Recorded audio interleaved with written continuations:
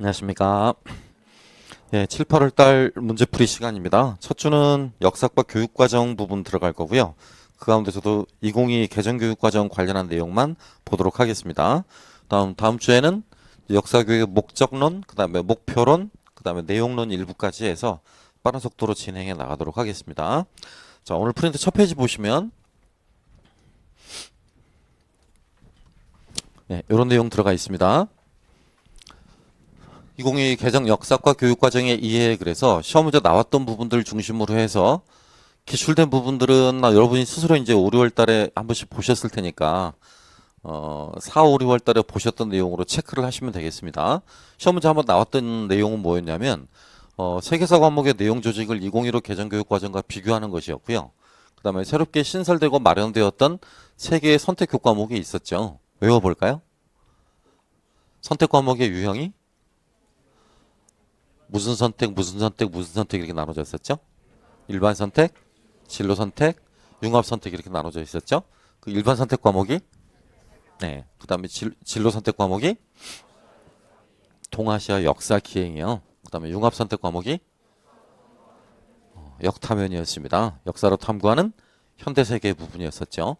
그 세 가지 과목명을 써라는 문제가 나왔었고요. 그 다음에 아울러서 세 가지 과목 가운데서 동아시아의 지역적 범위요. 동아시아 역사 기행 가운데서 동북아시아와 동남아시아를 아우른다라는 뜻에서 출제가 되었던 지역적 범위까지만 물어봤습니다. 그러니까 가장 기본적인 사항들은 지금 출제가 돼 있는 편이고요.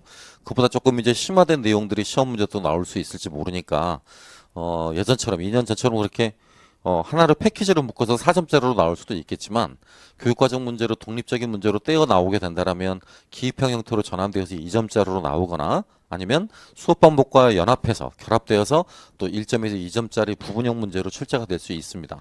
그 이상의 문항 배점은 좀 힘들 것 같아요. 그러니까 정리하면 오늘 같이 풀어볼 문제는 2에서 4점 정도를 맞추기 위함이고요. 생각보다 변별력이 굉장히 큰 부분입니다. 변별력이 커요. 그러니까 특히 이제 초수생들과 장수생들 간의 그 격차를 벌이는 가장 중요한 영역이기도 하거든요. 장수생들은 뭐라도 끄적거리긴 하지만 초수생들은 손도 못 대는 문제들이 그 나올 확률도 되게 높은 부분이기도 해요. 그러니까 초수생들 위주로 꼼꼼하게 좀 잘 봐두시기를 바라겠습니다. 자, 시작해보죠. 첫 번째, 학교급별 교육과정 편성 운영의 기준. 그래서 지금 개정교육과정에서 밝힌 바로는요. 초등학교 1학년부터 3학년까지를 묻고 있죠. 공통교육과정이라는 이름으로 묻게 됐습니다. 저렇게 초등학교 1학년부터 고등학생까지를 묶었던 교육과정이 7차 교육과정 때부터입니다. 그것도 국내에 수준별 교육과정이 도입되었던 7차 교육과정 때부터요. 초등학교 1학년부터 고등학교 1학년까지를 묶어서 1학년부터 10학년이라는 학년별 편제를 쓰기 시작했고요. 학년별 편제를 7차 때부터 학년별 편제를 쓰기 시작했습니다. 학년별 교육과정을 운영해 나가기 시작했고요. 그래서 7차 같은 경우도 국민공통기본교육과정의 이름, 저 이름 똑같아요. 비슷해요. 공통교육과정이라는 이름하고 비슷한데요. 국민공통기본교육과정이라는 이름으로 1학년부터 10학년까지를 묶었던 그 학년별 교육과정 또는 단계형 교육과정이라고 부릅니다. 고등학교는 선택형, 이른바 심화 선택형, 일반 선택과 심화 선택으로 나눠지는데 선택형 교육과정이라고 해서 11, 12학년을 따로 묶었죠. 바꿔 말하면 1학년부터 10학년까지를 묶었다라고 하는 것은 7차 교육과정 입안 당시에는 고등학교까지를 의무교육과정, 곧 무상교육과정으로 포함시키려는 장기 계획 하에서 이루어졌던 교육과정 개편이었는데요. 이 공구 개정 교육과정 때, 곧 이명박 정권이 들어서고 난 다음에 고등학교 무상교육이 이제 무산화되면서 무너지게 되면서 사실상 이제 10학년이 제외되게 되죠. 그래서 1학년부터 9학년까지라는 공통교육과정이 따로 입안이 되었던 것입니다.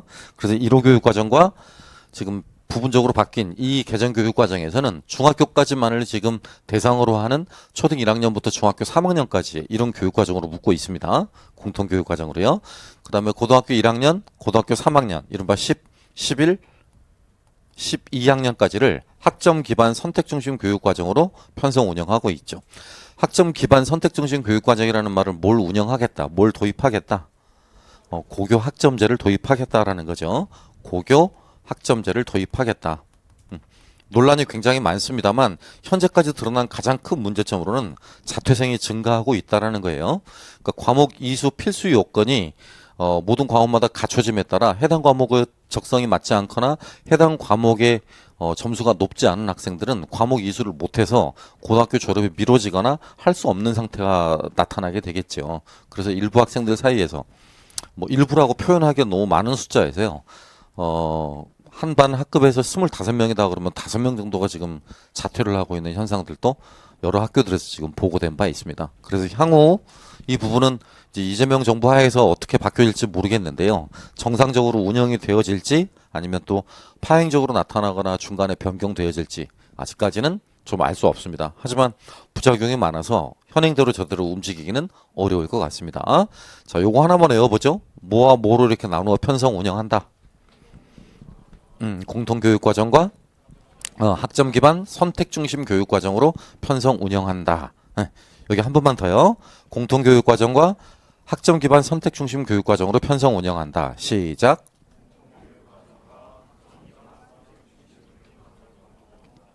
예, 그렇습니다. 그 가운데 우리 과 같은 경우는 지금 이렇습니다. 공통교육과정과 선택중심 교육과정, 아까 학점 기반의 선택중심 교육과정으로 운영을 하고 있지만 우리 과목 같은 경우는 공통교육과정은 과목 편제, 그러니까 교과 편제가 지금 뭘로 되어 있습니까? 교과가 사회교과로 이렇게 편제되어 있죠? 그렇죠? 사회교과 안에서 꼭 배워야 될 역사 과목의 공통 과목이 고등학교 한국사 1과 한국사 2가 이렇게 편제되어 있고요. 통합사회 1과 통합사회 2가 이렇게 편제되어 있습니다. 일반 선택 과목으로는 세계시민과 지리라는 지리 과목의 일반 선택 과목이 하나가 있고요. 역사 과목이 일반 선택 과목이죠. 일반 사회 과목의 일반 선택 과목입니다. 이렇게 일반 선택 과목은 전부 다 영역별로 하나씩 이렇게 배치가 잘 이루어져 있습니다. 여기까지는 균형을 갖췄다라고 평가할 수 있는데요. 문제는 이제 이 나머지 두 과목부터 들입니다. 두 과목들. 진로 선택 과목을 보면 지리과도 2개, 일반 사회과는 4개, 우리 과는 딸랑 1개. 이거 잘 읽으셔야 돼. 1개입니까? 딸랑 1개입니까? 딸랑 1개입니다. 융합 선택 과목도 마찬가지죠. 지리 하나, 일반 사회 3개. 그렇죠? 이 부분을 지리 과목에 이렇게 포함시킨다라고 하더라도 2개, 2개. 우리 과는 딸랑 하나. 잘 읽으셔야 됩니다. 몇 개라고요? 딸랑 하나. 진선 딸랑 하나, 융선 딸랑 하나. 이런 식으로 해서 과목 간의 심한 불균형을 보이고 있다는 점이 가장 큰 특징입니다. 그러니까 요 과목들에 대한 증편이 많이 나타나야 될 것 같고요. 더불어서 계열성 문제죠. 중고등학교 역사 과목 또 한국사 과목의 계열성 문제도 좀 해결이 돼야 될 것 같습니다. 자, 초수생들이 있을 테니까 좀 N수생들은 답답하시더라도 좀 참아주시길 부탁드려. 요거 부분 한 번만 읽어볼게요. 공통교육과정과 선택중심 교육과정으로 나누어 운영하고 있고, 네, 선택중심 교육과정 가운데는 공통과목인 한국사 1, 2와 일선, 진선, 융선 과목으로 나누어 편제하고 있다. 네, 그 가운데 일선, 진선, 융선은 역사과는 모두 다 딸랑 하나씩이다. 일선 하나, 진로선택 하나, 융선 하나 이런 식이라는 거죠. 자, 일반 선택 과목 한 번만 읽어볼까요? 초수생만 시작. 세계사 또 동아시아 역사기행 또 역사로 탐구하는 현대세계 이렇습니다. 총괄평가에서도 드러났듯이요. 이런 기본형인 것들 다 알고 씁니다만 중간에 오타 쓰신 분들이 제법 많습니다. 적지 않게 많아요. 그러니까 오타 쓰지 않도록요. 특히 서명, 동양사, 한국사, 서양사 부분에서 나타나는 서명하고요. 인명 부분에서 실수로 문제제다가는 올바르게 답을 써두시고 답안지에 옮겨 적으실 때 제대로 못 적으신 분들이 꽤나 많이 보였습니다. 그러니까 오타 점검을 꼭 하도록 하시고 기입형은 꼭 정확히 외워서 정확히 쓰는 연습들을 하도록 하셔야 되겠습니다. 이것도 마찬가지겠죠? 세 번째, 요거는 이제 작년 프린트 없는 내용입니다. 한국사 계열화 논란 관련한 부분인데요. 계열화라는 의미가 뭐였습니까, 이게? 계열화의 의미가 뭐였더라? 학년이 올라갈수록, 그치? 학습 내용이 점차 심화되고 확대되어야 된다라는 거죠. 그쵸? 이런 방안 가운데 학교급별 계열화가 가장 중요한 부분이었잖아. 그러니까 중학교와 고등학교, 더 나아가 초등학교, 초, 중, 고등학교 어떤 내용들을 배치하고 배우느냐에 따라서 내용이 심화되고 확대될 것이냐와 연관한 부분이었잖아요. 그쵸? 그래서 개정교육과정은 1호 교육과정처럼 동일하게 한국사 영역에서 중학교는 뭐 중심이고요? 전근대사 중심이고요. 전근대사 중심. 고등학교는 근현대사 중심으로 편성을 했죠. 이래서 계열성을 확보한다라고 했던 거는 무슨 말이냐면 중학교에는 근현대사를 배우지 않는다는 말인가요? 아니죠. 이것도 별도로 한 단원이 있잖아요. 고등학교는 그럼 전근대사를 안 배운다는 말인가요? 아니요. 이것도 별도로 한 단원이 있죠. 하지만 무게중심 이게 똑같이 전근대사나 전근대사 또는 근현대사나 근현대사라면 동일한 내용이 반복되기만 하니까 차별성을 확보받지 못하잖아요. 그러니까 여기서 말하는 이 계열성은 계속성 혹은 반복성과 플러스 차별성이 있는데 국내 역사교육학자들이 가장 큰 문제를 삼아왔던 부분은 바로 이거였잖아. 그지? 그러니까 중학교 내용이나 고등학교 내용이나 학습 내용이 못 된다라는 전제하에서 자꾸 중복되고 반복된다라는 전제하에서 계열화의 문제가 떠올랐던 것이고 이걸 본격적으로 바로잡으려고 시도했을 교육과정이 이때부터입니다. 몇 차 교육과정이요? 4차 교육과정 때부터였었죠. 그러니까 계열화에 관한 논란은 2차 때부터도 실은 있긴 했어요. 근데 그걸 바로잡으려는 노력은 없었죠. 교육과정 차원에서 바로잡으려고 시도했던 노력이 몇 차? 이때부터입니다. 4차 때부터요. 어쨌든 이때부터 초, 중, 고등학교에서 배우는 역사 과목 내용은 반복되는 부분도 있어야 되지만 어떤 부분도 있어야 된다. 다른 부분도 있어야 된다. 차별화시키는 부분도 있어야 된다. 라는 관점에서 이때 이후로 계열성은 주로 무슨 성을 기반을 둔? 차별성에 기반을 둔 것이었죠. 그러다 보니까 중학교는 전근대사 위주로 많이 배워가는 시기다라고 했었고 고등학교는 근현대사 중심으로 배우자라는 식으로 계열화의 기본 방향을 잡았던 겁니다. 그러니까 자꾸 중고등학교에서 내용이 반복되지 않게 특정하게 방점을 좀 따로 찍자라는 거죠. 중학교는 전근대사, 고등학교는 근현대사. 또 이런 트렌드가 우리나라만 지금 그런 것이 아니라 거의 모든 전 세계적인 트렌드이기도 해요. 곧 중고등학교 이상의 역사 교육은 뭐 위주의 역사 교육에 대해야 한다는 전제? 근현대사 위주의 역사 교육에 대해야 한다는 전제죠. 이 두 가지요. 그러니까 당연히 국사학계 내부에서는 크나큰 반발을 했겠지. 특히 전근대사를 연구했던 연구자들을 중심으로 해서 이 비율과 이 비율이 거의 4대 6에 해당한다 보니까 그러니까 4가 전근대사고 6이 근현대사 비율에 해당하다 보니까 이만큼 비중이 지나치게 적은 거 아니냐라는 밥그릇 싸움을 하게 됐겠지. 특히 이런 밥그릇 싸움에 굉장히 목을 맸던 사람들이 고대사가들과 중세사가들이에요. 오히려 조선시대 전공자들은 이런 말이 좀 덜한데요. 고려시대 전공자라든가 통일신라 또 그 앞에 삼국시대 전공자들이 항상 교과서를 물고 늘어떨어지는 경우가 되게 많아요. 그리고 반드시 그런 건 아니지만 이런 부분들은 좀 올곧은 사관이라고 표현하는 게 맞을까요? 이데올로기를 개입시키고 싶진 않지만 편향된 사관이라든가 우익의 사관을 갖고 계신 분들도 적지 않게 많이 있는 것도 사실입니다. 그러니까 고대사를 모든 역사에서 지나치게 강조하는 건 굉장히 잘못된 방향으로 흘러나갈 수 있다는 가장 단편적인 사례를 보여준 것이다 라고 생각하셔도 무방하겠습니다. 어쨌든 우리나라도 마찬가지 새롭게 교육과정을 만들면서도 이런 논란이 끊이지 않았다는 것이고요. 또 하나의 논란은 한국사의 중고 연결적인 학습을 위해서 세계사를 중학교 2학년에 역사 1로 이렇게 배치를 했고요. 한국사를 중학교 3학년 역사 2에 배치를 했습니다. 현재 지금 학교급별로 차이는 있지만 1, 2 이거 합쳐가지고 연간 수업 시수를 몇 단위로 지금 운영하게 돼 있습니까? 이렇게? 5요. 근데 대부분 중학교에서는 이걸 중학교 역사 1 여기에 3단위를 그 다음에 역사 2에 2단위를 이렇게 할당을 하고 있는 편이거든요. 그러니까 중학교는 뭐 위주의 역사학습 시간이다라고 말을 해도 돼? 세계사 위주의. 그렇다 보니까 뭐 진도가 느릴 수밖에 없겠습니까? 한국사 과목의 진도가 느릴 수밖에 없겠죠. 이해하죠? 이것도 학교 운영해 나가는 과정에서 느끼는 지금 심적 부담감이라고 표현할 수 있겠고요. 고등학교 한국사의 경우는 중학교와 계열성을 고려해서 근현대사를 중심으로 하되 첫 단원은 중학교와의 연계성을 고려해서 전근대사를 다루기로 했다. 요 말 기억하셔야 돼. 그치? 아까 고등학교 한국사가 뭐 중심이라고요? 근현대사 중심이라는 거죠. 근데 첫 번째 단원은 중학교 때 학습 경험을 떠올리고 다시 피드백하라는 차원에서 전근대사 단원으로 설정을 했다라는 거예요. 이해하죠? 뭘 고려했다? 연계성을 고려했다라는 겁니다. 이런 단어들도 중요한 단어예요. 연계성을 고려하여 전근대사를 다루기로 했다. 교육과정과 관련하여 한국사 교육의 경우 자주 언급되고 있는 대표적인 문제 중 하나가 계열화다. 오랫동안 한국사 교육은 비슷한 역사 사실들을 깊이만 조금 달리한 채 거의 같은 방식으로 다루고 있다는 비판을 받아왔다. 특히 중고교 한국사 교과서의 내용이 중복되고 있다는 데 비판이 집중되었다. 이에 대한 대책으로 몇 차부터? 몇 차부터? 몇 차부터? 몇 차부터? 4차부터. 또 이렇게 강조를 했는데도 나중에 선생님 어떤 책에는 3차부터라고 나와 있습니다. 그런 이상한 말 하지 마시고 그 책이 잘못되었다라고 제가 말씀드린 바 있습니다. 몇 차부터? 4차부터. 초중고등학교 무슨 계열화 논의? 한국사입니다. 한국사. 역사교육 계열화 논의가 아니고요. 한국사 교육의 계열화 논의가 4차부터 본격화되었다라는 점 잊지 마시고 필요 없는 질문 하지 마시기 바래요. 4차 교육과정부터라고 말씀드렸습니다.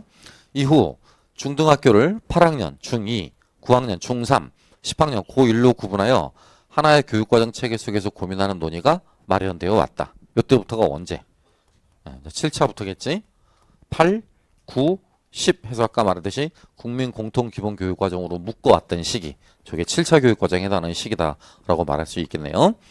현행 2015 개정교육과정도 중고교를 하나의 교육과정으로 이해하고 만들어진 것인데 새 교육과정을 준비하는 개발진의 입장에서는 이 표현을 그대로 적어 옮겨 썼던 건 이 논문을 쓰신 분의 입장을 그대로 반영하기 위해서입니다.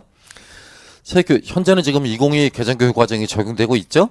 근데 요 글이 쓰여졌을 당시가 지금 2023년도이기 때문에 그 논문을 쓰신 분의 입장을 그대로 살리자는 뜻에서 그냥 그대로 놔둔 거예요. 현행 2015 개정교육과정도 중고등학교를 하나의 교육과정으로 이해하고 만들어진 것인데 새 교육과정을 준비하는 개발진의 입장에서는 기존 교육과정, 전근대 한국사의 내용에 너무 많은 학습 요소가 나열되어 있고 내용의 상당 부분이 중학교 역사와 중복되고 있다고 판단했다. 때문에 새 교육과정을 준비하면서 전근대사 핵심적인 내용 요소를 강조하고 중학교 역사와 모호되지 않도록 개편했다. 그렇지. 요거 중복되지 않도록 개편했다. 굉장한 부담이 되고 있다는 걸 알 수 있죠. 교육과정을 만드시는 분한테 가장 들어가는 그 심적인 부담은 항상 이런 거예요. 이런 거. 중학교 때 배웠던 내용을 또 다시 고등학교에서 똑같이 배울 필요가 있느냐. 중복 또는 반복되는 문제죠. 따라서 전근대사를 정치, 경제, 사회, 문화, 조선 후기라는 주제사와 시대사가 한 단원에 서술되는 형태로 마련했고 전근대의 비중도 근현대에 비해서 이전의 4분의 1 비중에서 6분의 1 수준으로까지 줄였다. 사실상 한국사 교육과정을 뭐로 편성한 거다? 근현대사로 편성한 거다. 뭘 기억하셔야 될 것 같아? 전근대사를 정치, 경제, 사회, 문화, 조선 후기라는 무슨 사? 주제사. 여기까지가 지금 주제사겠지? 자칫 잘못하게 되면 분야사라고 생각하기 쉬워져? 이해하겠죠? 정치와 연관한 하위 주제들, 경제와 연관한 하위 주제들, 사회와 연관한 하위 주제들을 다루게 되고요. 문화까지. 그 다음에 조선 후기라는 별도의 시대사를 한 단원에 서술하는 형태로 마련했다라고 치고 있습니다. 그러니까 조선 전기까지를 고대부터 조선 전기까지를 이렇게 주제 중심으로 쓰고 있다라는 이야기고 맨 뒷부분 조선 후기는 주제로 묶여지지 않는 부분들이 있을 수 있기 때문에 시대사 부분으로 포괄했다라는 형태입니다. 그 다음 전근대의 비중도 근현대에 비해서 이전에 4분의 1에서 몇 분의 1로 이것도 외워야 돼. 사소한 거라고 생각하지 마시고 외워두시면 시험에 안 나오면 학교 가서라도 써먹을 수 있는 부분이니까요. 4분의 1 비중에서 6분의 1 수준으로 줄였다. 이렇게 줄인 게 지금 어디 한국사? 중학교 한국사 아니면 고등학교 한국사? 고등학교 한국사 내용 말하는 거죠. 이해합니까? 그러나 우리 역사의 대부분 해당하는 선사로부터 조선시대까지 역사를 한 단원에서 모두 배우게 짜여진 교육과정은 지나치게 무리한 대연구성이다. 무리데스. 한정된 시면에 전근대 정치, 경제, 사회, 문화사를 서술하는 일 동안 역시 그동안 주제사 수술의 경험이 축적되지 않았기에 쉽지 않은 작업이 될 거다. 만일 이처럼 단원이 불균형이 구성된다면 학생들의 교과를 더욱 어렵게 생각하게 될 것이며 그것은 또한 학생들이 역사과 선택 과목을 외면하는 결과로 이어지게 될 것이다. 실제 고등학교 현장에서는 전근대사 수업에 상당한 시간이 소요되고 있고 고등학교 수능시험에서는 전근대사가 근현대사보다 많은 비중으로 출제되기 때문에 전근대사 교육을 강조하지 않을 수 없는 것이 현실이다. 그렇지? 이게 가장 심각한 문제겠지? 그쵸?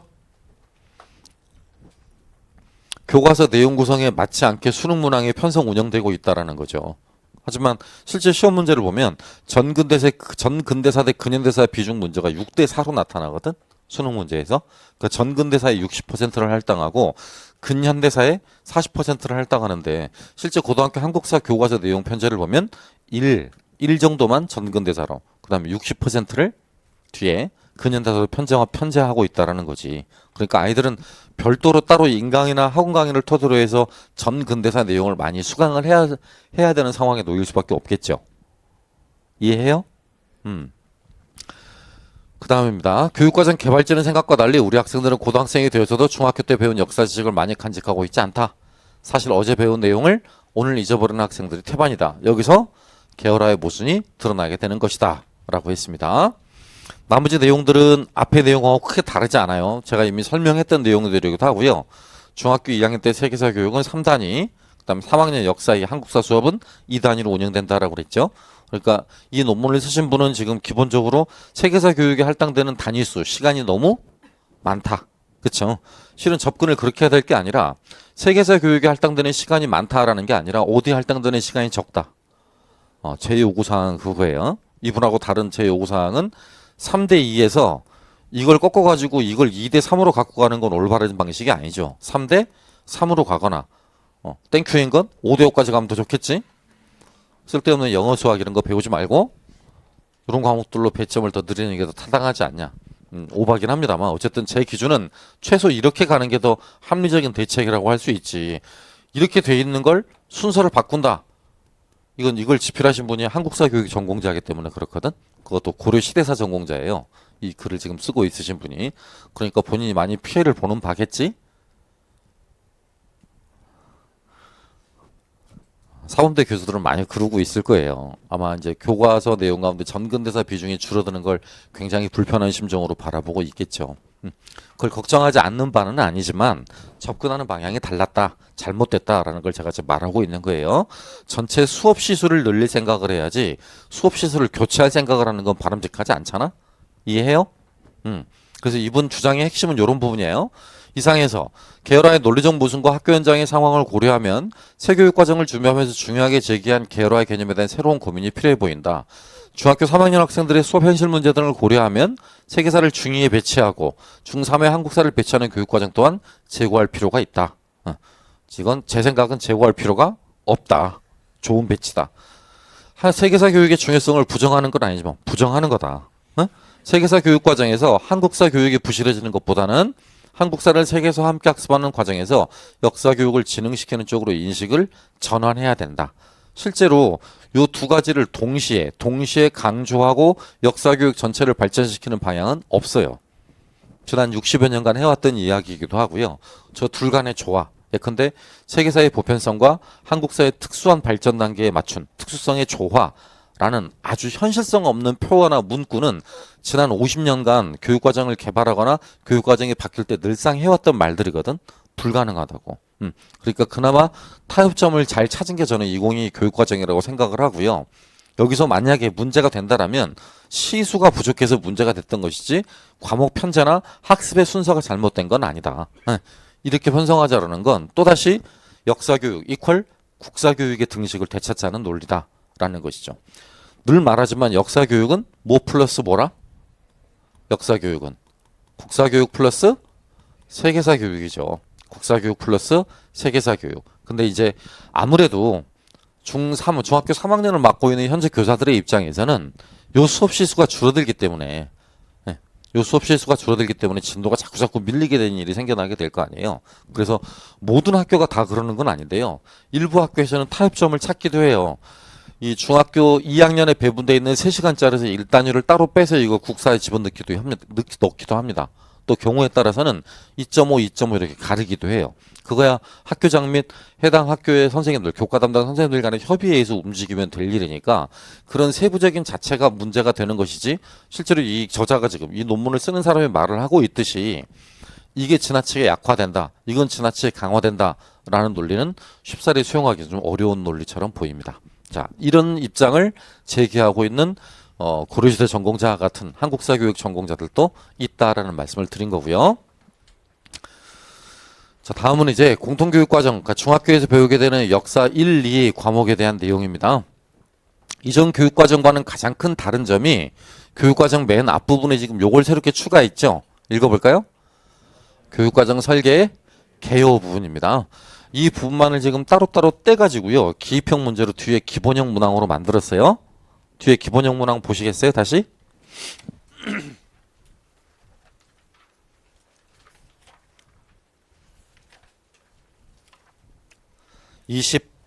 35페이지인데요.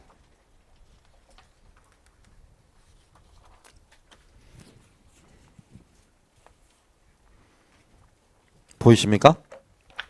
예, 결국 이 부분이 그 부분에 해당되는 내용이니까 같이 문제 풀면서 한번 복습해 보도록 할게요. 저 부분.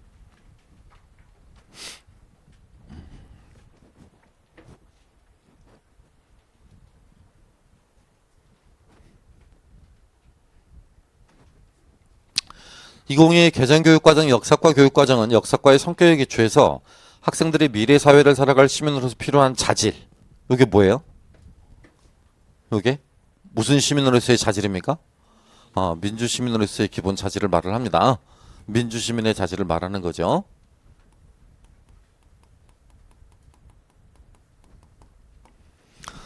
총론에서 비전으로 제시한 포창주였죠. 포창주, 포용성과 창의성을 갖춘 주도적인 사람. 시작. 포용성과 창의성을 갖춘 주도적인 사람. 이것과 연계해서 접근했다. 자료의 분석과 해석 과정을 토대로 해서 무슨 능력을 기르고자 했던 거고, 탐구 능력을 기르고자 했던 거고, 이 탐구 능력을 바탕으로 해서 역사 지식을 형성하기도 하고요. 이 지식을 만들어가는 과정을 토대로 해서 역사 해석이라고 하는 것은 누구나 다 할 수 있는 것이구나. 또 얼마든지 뭐 할 수 있는 것이구나. 바뀔 수도 있고 뒤집어질 수도 있는 것이구나 라는 거죠. 역사 해석이 단일하다는 것, 다양할 수 있다라는 것, 다양할 수 있다라는 것, 다양성이었죠. 이 다양성 때문에 일부 문제들은 과거에도 문제가 됐었고 현재까지도 문제가 될 수 있다라는 거지. 그 과거에도 논쟁 대상이 됐고 현재에도 뭐가 될 수 있다. 논쟁의 대상이 될 수도 있다라는 거죠. 역사의 무슨성을 인식하는 것, 논쟁성을 인식하는 것입니다. 키워드는 그래서 저렇게 탐구, 또 다양성, 논쟁성 이런 게 되겠네요. 자, 조금 이 부분을 뜯어보면요. 이 부분을 뜯어보면 실제로 이 부분이 지식이해, 또 기능, 과정, 그다음 가치, 태도와 연관한 우리 과목의 그 총괄 목표를 합쳐놓은 부분의 표현이다라는 걸 아시겠지? 그치? 지식을 형성하며라고 들어가 있잖아? 그치? 역사 해석의 다양성과 역사의 논쟁성을 인식하고라고 들어가 있잖아요? 그쵸? 마지막 타자를 이해하려는 태도, 가치, 태도 부분을 함양하도록 설정했다라고 하는 거죠. 그 다음 탐구 과정의 가장 중요한 핵심적인 과정, 핵심적인 단계가 요거라는 걸 말을 해주고 있어요. 자료를 뭐 하는 거? 분석하는 거. 또 해석하는 거. 총괄에서는 요 앞에 자료를 뭐 하기도 하는 거? 이 수집할 때는 자료의 무슨성을 확보하는 것만. 신뢰성, 자료가 얼마나 믿을 만한 것인가라는 거. 신뢰성을 확보하는 길이 선결 조건이기도 했었습니다. 수집 단계에서는 반드시 출처가 명확한 것인가, 자료는 믿을 만한 것인가 이런 것들을 따져 물어야만 한다고 했었죠. 그치? 그래서 수집 및 분석, 해석 요 과정을 거치는 걸 뭐라고 부른다? 탐구 절차 혹은 탐구 과정이라고 부른다라는 겁니다. 알겠지? 이해하시겠죠? 네. 이런 부분이 기입형으로 아직 시험 문제 출제된 바 있다 없다? 없다. 잘 기억하도록 하셔야 됩니다. 이것도 표시해 드릴까요?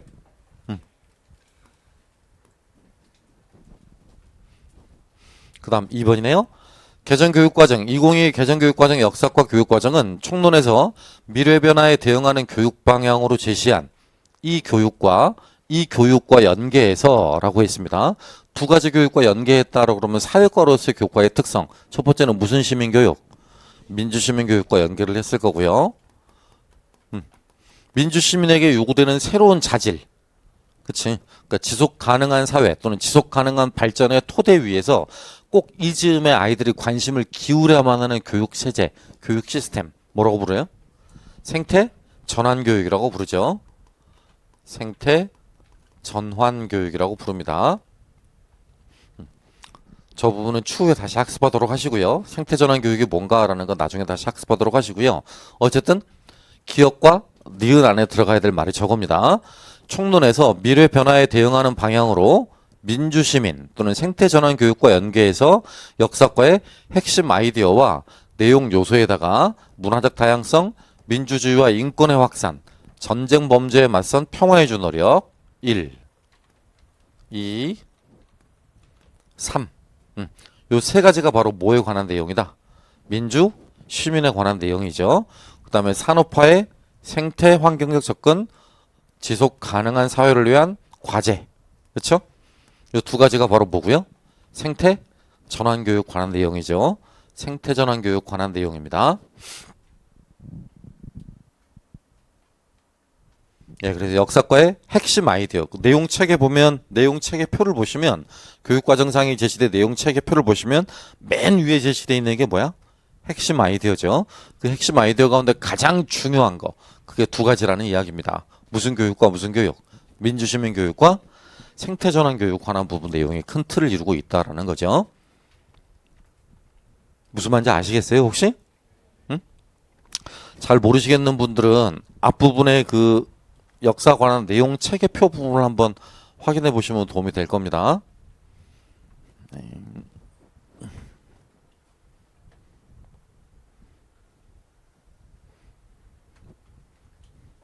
이 부분 보이죠? 페이지요. 5페이지를 보시면 이게 이제 중학교 역사 관한 내용 책의 표거든요.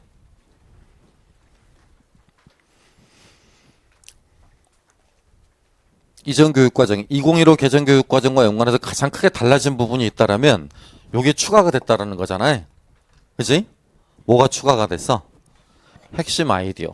바꿔 말하면 우리 과의 지식의 구조, 우리 과의 구조를 드러내는 가장 중요한 개념이나 일반화. 개념이나 일반화. 이 내용을 압축해둔 표현을 핵심 아이디어라고 불러요. 브루너 말을 딴 거지? 그지? 키 아이디어라고 불렀던 브루너의 표현을 딴 거라고. 브루너가 말한 지식의 구조, 지식의 구조를 파악하기 위한 학문 중심 교육과정의 입장을 가장 잘 반영한 표현이 핵심 아이디어입니다. 그러니까 역사과에서 가장 중요한 내용이고 역사과 교육과정 안에서 그러니까 중학교 2학년, 3학년에서 배우면서 꼭 알아야 될 핵심 개념이나 원리, 일반화와 연관된 것들을 저렇게 지금 말해둔 거죠. 그러니까 이 역사 과목을 배우면서 아이들은 최소한 이 5가지는 꼭 알고 있어야 된다라는 이야기인데요. 인류는 지역적 시대적 배경에 따라 다양한 형태의 뭐를 수립했다. 정치 체제 또는 정치체라고 말하고 있죠. 그 다음 종교와 사상은 지역 세계의 문화와 유기적 관련을 맺고 있다. 지역 세계는 상호 교류하고 충돌하며 변화했다. 역사 지식은 자료에 대한 분석, 해석을 통해 형성된다. 문화적 다양성을 포용하는 태도는 세계 시민의식의 기초가 된다라고 했네요. 여기까지가 요 세 가지가 주로 지식이나 이해 측면에 관련한 핵심 아이디어가 되겠고요. 요게 과정이나 기능과 관련한 핵심 아이디어가 되겠고 이게 가치나 태도와 연관한 핵심 아이디어가 된다라는 건 아실 수 있을 거라고 봅니다. 자, 이를 토대로 또 이전 교육과정과 달라진 점을 보자면 이전 교육과정은 이 부분이 주제, 그 다음에 이 부분이 소주제 뭐 이런 식으로 구성되어 있었거든요. 그런데 지금 개정 교육과정 안에서는 이걸 영역의 범주로 나눠서 지식, 이해, 기능, 가치, 태도라는 목표 분류학의 그 3분법을 이렇게 지금 따르고 있습니다. 이런 식으로요. 주로 대단원명들은 이렇게 범주라는 이름으로 해서 지식, 이해 부분 안에다가 따로 기입을 하고 있고요. 예전에 나왔던 그 소주제에 해당하는 부분을 이렇게 바꿨죠. 이제 내용 요소라는 부분으로요. 하지만 크게 달라지지는 않았어요. 대체적으로 이게 대단원이 되겠고 이게 교과서의 중단원 정도가 되겠죠. 이게 교과서의 대단원이라면 이게 교과서의 중단원 정도 내용이 될 거라고요. 이해해요? 그걸 부르는 뭐만 바뀌었을 뿐, 용어만 바뀌었을 뿐 내용 제시 방식이 크게 변한 건 아니다 라는 걸 알 수 있습니다. 이해하겠습니까? 자, 그럼 단원 개수 한번 세볼게요. 역사 1, 2라고 그랬는데요. 어디까지가 지금 역사 1이겠습니까? 단원 편제를 보시면 그렇지, 여기까지겠지. 여기까지가 지금 역사 1이 되겠고 여기가 역사 2가 된다라고 볼 수 있겠죠. 아까 그럼 중학교 역사 같은 경우는 중학교 한국사 같은 경우는 근대사 중심이라고 그랬나요? 전근대사 중심이라고 그랬나요? 그 전근대사 봐봐요. 일단 역사 1의 단원, 대단원이 몇 개예요? 7개입니다. 역사 2는요? 6개. 둘 다 합치면 13개예요. 13개. 이렇게 나눠야 되겠지. 이렇게 세계사 7개, 한국사 6개. 세칠 한육 시작. 실제로 저렇게 기억하셔야 돼. 시험에 나오진 않지만 학교 가서 저 정도는 외우고 있거나 암기하고 있어야 교과 협의할 때 쪽팔리지 않을 거예요. 중학교 역사는 토탈 몇 개 대단원으로 구성되어 있다고요? 13개요. 그 가운데 역사 1에 해당하는 세계사는 몇 개 대단원으로? 7개. 역사 2에 해당하는 한국사는 6개 대단원으로 구성되어 있다. 그 정도는 알고 있어야 된다고. 자, 이 가운데 지금 이제 전근대사가 여기까지고요. 마지막으로 근현대사가 하나죠. 그러니까 6개 대단원 가운데 5개가 지금 전근대사고 처음으로 등장하는 마지막 한 개만 뭐다? 근현대사에 해당하는 내용이죠. 그러니까 당연히 뭐 중심, 전근대사 중심이라는 말을 할 수 있겠지. 이해하시겠어요? 무슨 말인지? 그 다음에 아까 요 마지막 단원이잖아요. 마지막 단원. 고등학교도 마찬가지 배우는 첫 단원, 한국사 1의 첫 단원이 있겠지. 요 단원과 첫 단원 같은 경우는 계속 못 되는 단원이니까 중첩되는 부분일 거 아니야. 다음으로 넘어가는 거니까. 그러니까 한 번 더 반복해서 다뤄줄 필요가 있다라는 말들을 지금 하고 있는 것이고요. 표 보시고 아시겠어? 다시 아까 부분으로 넘어가 볼게요.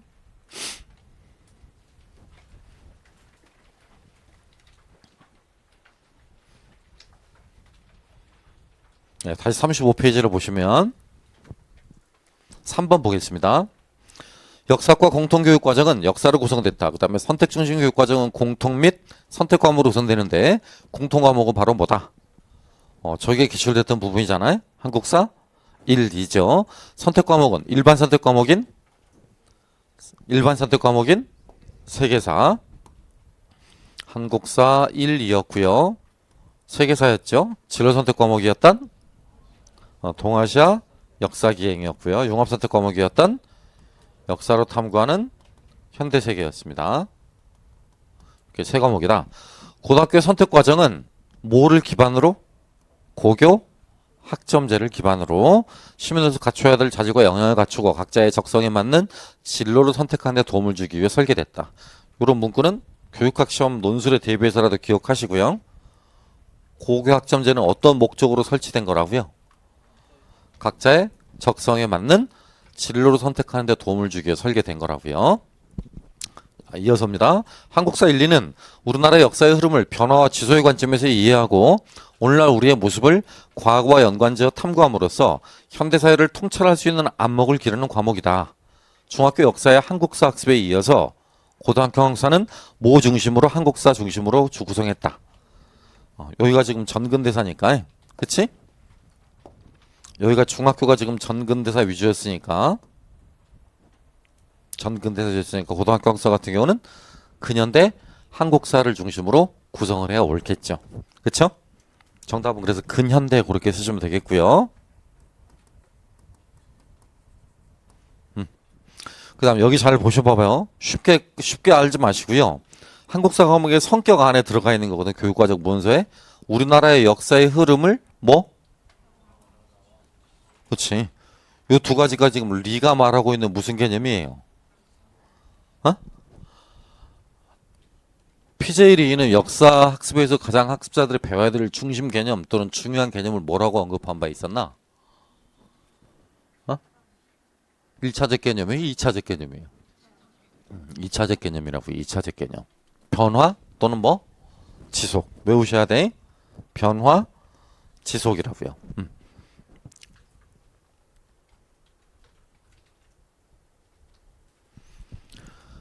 자, 그 다음입니다. 5번. 세계사는 인류가 출현한 시기부터 오늘날까지 인류가 걸어온 발자취를 탐구하는 과목으로 중학교 역사의 세계사 학습을 기반으로 심층적인 이것 탐구를 지향하며 이를 통해 학습자가 세계 시민으로 살아가는 데 필요한 역량을 함양하도록 했다라고 써있네요. 중학교 역사의 세계사 학습을 기반으로. 그게 핵심이에요. 그치?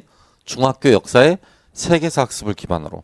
그러니까 그러니까 대부분 다 통사에 기반한 지역세계와 지역세계의 상호작용을 다뤘던 것이 중학교 역사의 세계사 학습이었거든. 그러니까 고등학교는 그보다 조금 더 깊어져야 되겠지.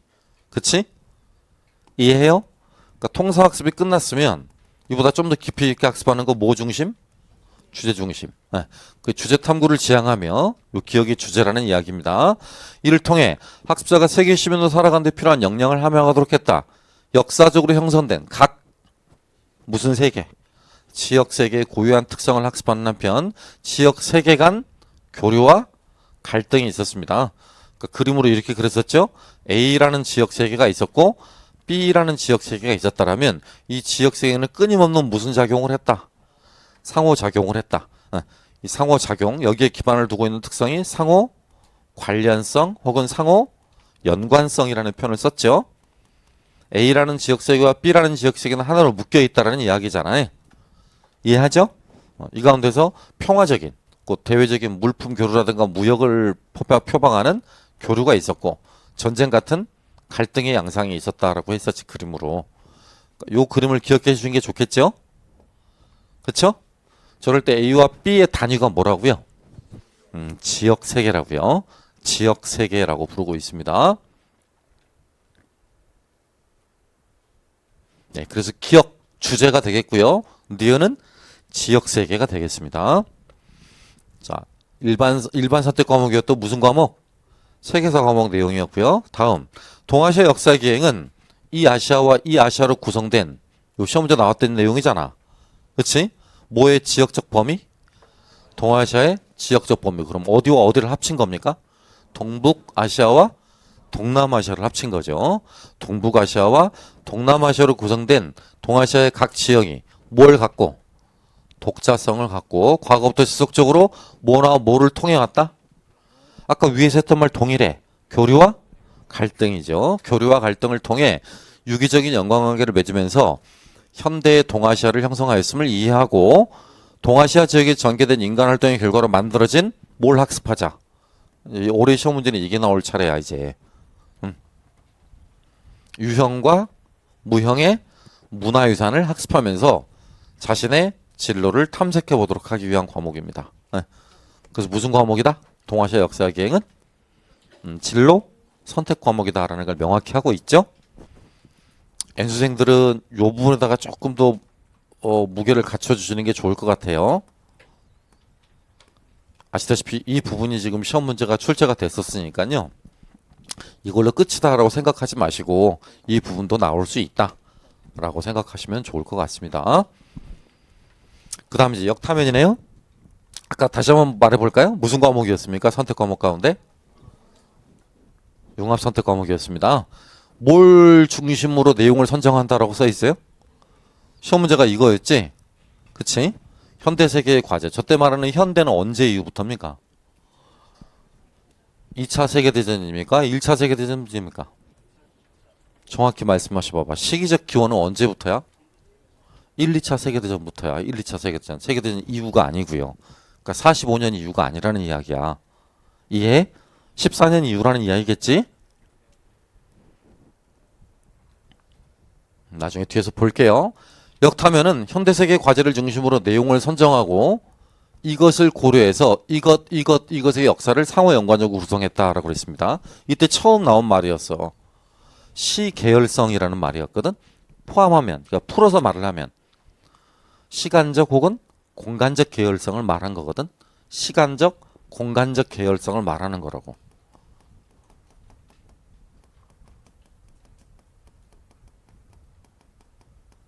그러니까 여기서 환경학대의 논리가 작용한다라고 제가 말씀드린 바 있었거든. 내용반 때. 니은에 들어갈 말이 뭐겠어? 국가. 더 나아가 지역. 더 나아가 세계. 이런 식으로 인식의 지평이 확대되는 걸 이걸 시계열성을 고려한다라고 했었죠. 국가, 지역, 세계. 봐봐. 그러니까 N수생들 같은 경우는 지금 이런 부분이 요게 출제가 됐으니까 그 다음에 출제될 차례는 당연히 이런 부분들이겠지. 역타면의 내용 구성 방안이요. 뭐라고요? 역타면의 내용 구성 방안. 이걸 서술할 것이라는 문제가 나올 수 있을 거 아니에요? 그쵸? 그럼 저만 쓰면 돼. 시 계열성을 고려해서 국가, 지역, 세계의 역사를 상호 연관적으로 구성하였다. 시작.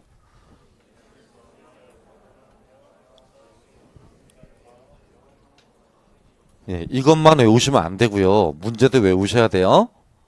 역타면의 내용 구성 방안. 시작. 역타면의 내용 구성 방안. 뭐를 고려해서 시 계열성을 고려해서 국가, 지역, 세계의 역사를 상호 연관적으로 구성했다라는 이야기라고요. 그러니까 우리나라에서 무슨 일이 있었다. 또는 유럽 어떤 나라에서 무슨 일이 있었다. 그러면 그게 동아시아에 미친 영향, 유럽 전체에 미친 영향, 더 나아가서 세계 전역에 미친 영향, 이 순서대로 확대해 나가고 있다라는 거지. 국가, 지역, 세계 이런 식으로 이른바 내용 조직 원리 가운데 뭐가 좀 흡사해? 환경 확대 혹은 지평 확대의 원리와 흡사하죠? 심리야, 논리야? 심리주의적 접근 방법 가운데 하나입니다.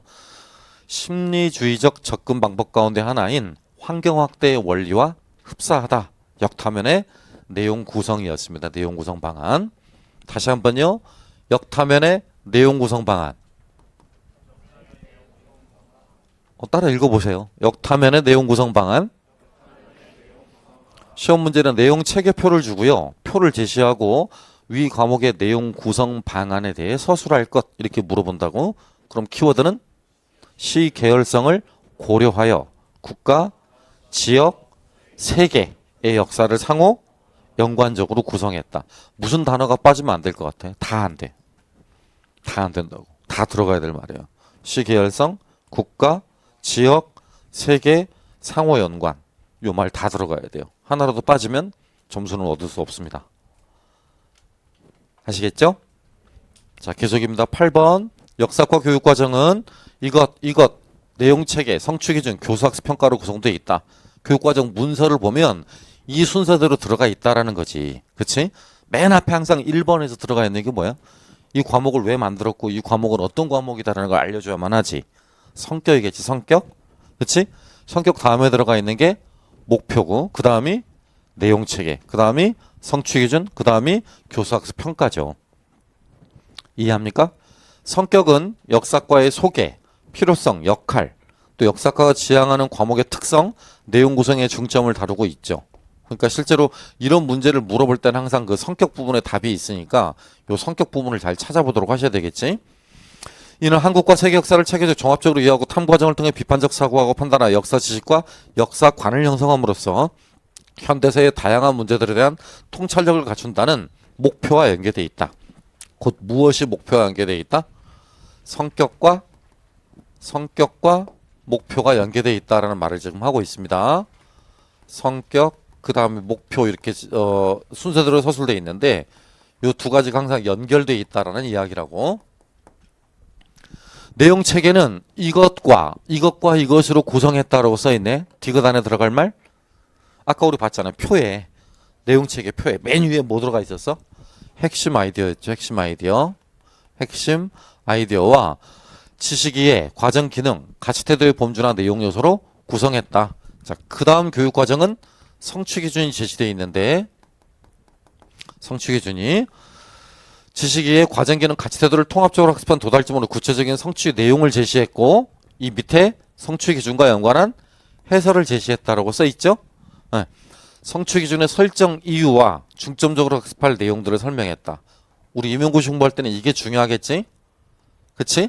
해당 단원에서 뭐? 중점적으로 학습해야 될 내용. 저게 시험 문제로 많이 나오겠죠. 그 다음 성취 기준 적용 시 고려사항은 전체 성취 기준을 적용할 때 참고할 교수학습 방법과 평가의 유의점을 쓰고 있고 그 다음 교수학습 방법을 쓰고 있다라는 거지. 그 다음 평가까지. 요런 순서대로다. 그럼 이 순서대로 실제로 쓰여 있는지 문서를 한번 확인해 보도록 하겠습니다. 아까 우리 봤던 중학교 역사부터 봐볼까요? 그쵸? 4페이지인데요. 중학교 역사 맨 처음에 지금 이게 중학교 역사인데 1번에 뭐 쓰여 있어? 성격, 그 다음이 나, 목표 이렇게 쓰여 있죠? 그 다음이 내용 체계고요. 요 표가 이렇게 그려져 있죠? 그 다음이 성취 기준입니다. 성취 기준이 이렇게 쓰여 있다라면 이 부분이 지금 성취 기준의 해설이라고 쓰여 있죠. 네. 그래서 일부러 밑줄을 그어놨는데요. 한번 이걸 어떤 식으로 활용하는지를 따져볼게요. 자, 국가에서 제시한 성취 기준이 이렇습니다. 그럼 이 내용이 7개, 8개 출판사의 교과서 안에서는 반드시 뭐 해야 돼? 다뤄줘야 돼. 포함되어 있어야 된다고요. 저걸 중단원으로 만들지 소단원으로 만들지 또는 한 페이지로 할지 반 페이지로 할지 두 페이지로 할지 그건 누구의 재량인데?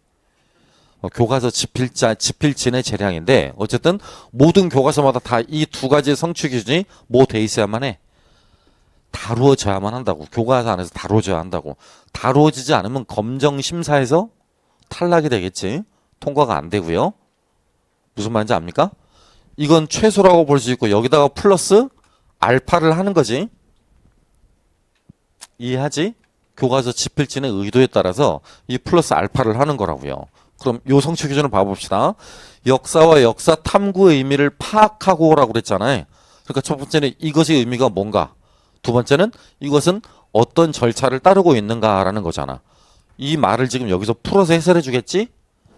해설이라고 했으니까 요 내용의 해설 아닙니까? 이렇게? 보여?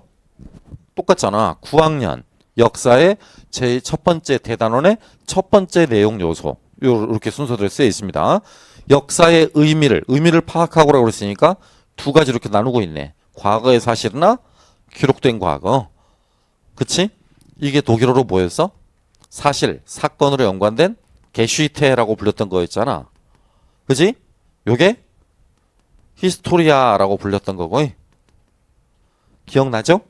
소위 객관적 역사다. 이건 주관적 역사다. 근데 역사 의미를 이렇게만 한정하지 않다라고 했습니다.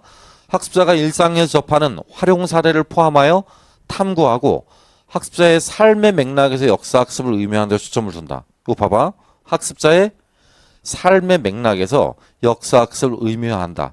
이게 리젠이 말한 역사의식의 개념을 말하고 있는 거고. 역사의식.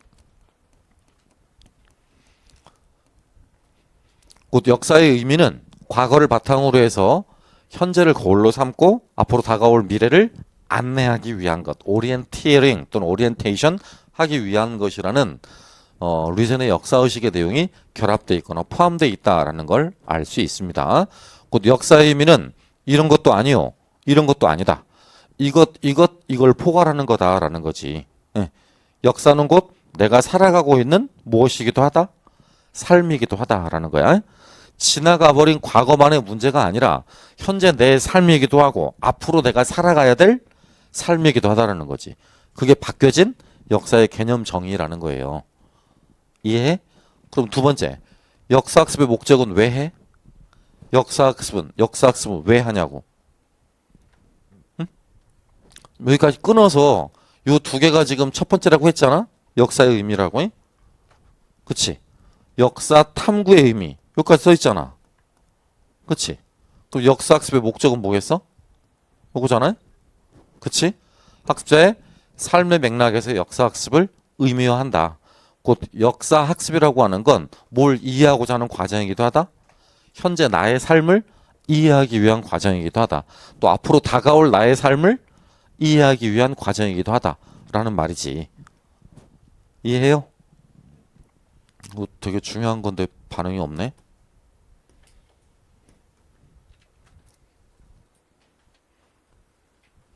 시험 문제에 이렇게 성취 기준을 쓸 수 있거든요. 그리고 성취 기준과 연관한 내용 의미를 쓰라고 할 수 있어요. 그럼 이렇게 물어보잖아. 그럼 요 두 가지 쓰면 되겠지. 역사의 의미니까. 이해하겠어? 무슨 말인지? 요거 역사 탐구는 이렇게 탐구하고까지잖아. 일상사례 문제를 토대로 해서 탐구하는 습관을 들이자라는 거잖아. 수없이 쏟아지는 수많은 정보들로부터 어떤 정보가 옳은 정보인가 또는 거짓 정보인가 이걸 판별하고 그런 자료들을 수집해서 내 스스로 해석하고 내 스스로 판단하고 이런 능력을 키워보자라는 거잖아. 그래서 아까 앞에서 역사 탐구 능력을 배양하자라고 했잖아요. 기억납니까? 마지막 역사학습의 목적. 학습자의 삶의 맥락에서 역사학습을 의미한다. 그러니까 나에게 역사는 무엇인가? 내가 살고 있는 삶 자체가 역사이기도 하고 앞으로 내가 살아가야 될 삶 역시 무엇의 일부이기도 하다. 역사의 일부이기도 하다. 이걸 알아라는 거라니까. 제 말의 요지는 여기서 요구하고 있는 학습 내용이 세 가지잖아. 역사의 의미, 역사 탐구의 의미, 역사 학습의 목적이지. 그걸 여기서 찾아낼 수 있어야 된다는 얘기라고. 어려운 이야기 하는 거 아니잖아. 한글만 읽으면 할 수 있는 건데. 자, 이것도 연습해보자. 다양한 자료와 사례를 통해 역사 탐구 방법을 읽힌다라고 그랬죠? 그치? 다양한 자료, 뭐 있어? 봐봐. 읽어봐. 그치? 그 다음에 사례를 통해 탐구 방법을 읽힌다라고 그랬어. 탐구 방법.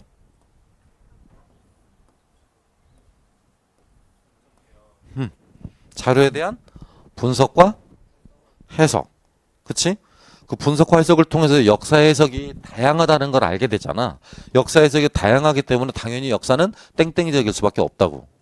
논쟁적일 수밖에 없다고. 그 말하고 있는 거잖아요. 그쵸? 제가 왜 여기 굵은 글씨를 이렇게 표시해놨는지 아시겠어? 이런 것들이 시험 문제로 그대로 등장할 수 있다고. 알겠냐고. 봐봐. 그러니까 이걸 역사학습의 기초로 해서 성취기준이라고 문제를 쓰고요. 이걸 교수학습 활동이라고 쓸 거 아니야. 어? 그 빈칸에 들어갈 적절한 학습 활동 또는 학습 내용을 쓸 것. 이렇게 물어볼 수도 있는 거라니까. 저 굵은 글씨를 대상으로 해서. 그러니까 아셔야 돼. 다 알 필요는 없고, 다 알 필요는 없고, 여기 있듯이 요거 두 단원만 그래, 두 단원만. 왜? 두 단원이 통합단원이거든. 통합단원이란 한국사와도 관련이 있고, 뭐와도 관련이 있어? 세계사와도 관련이 있어. 그런데 어쨌든 중학교 1학년, 그러니까 7학년에 제시되어 있는 거니까 역사 1이 제시되어 있는 거니까 세계사 단원이 지금 제시가 돼 있긴 하잖아. 하지만 이건 세계사 학습에서만 배워, 세계사나 한국사 학습에서 동시에 배워. 동시에 배워. 그러니까 이 두 단원 관련한 이런 내용 요소들, 이런 성취 기준들이 얼마든지 우리 시험 문제 나올 수 있다니까. 과거에도 한번 나온 적이 있었어. 저 2015 개정교육과정 때도. 이해하겠어 무슨 말인지?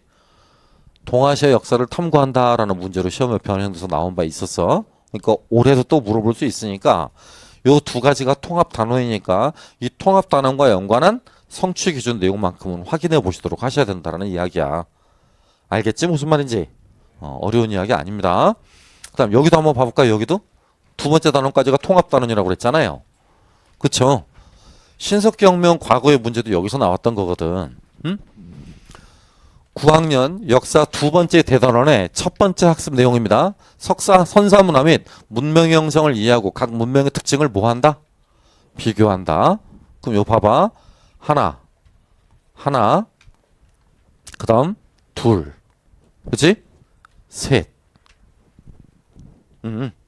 첫 번째 성취 기준 안에 들어가야 될 내용이 몇 가지야?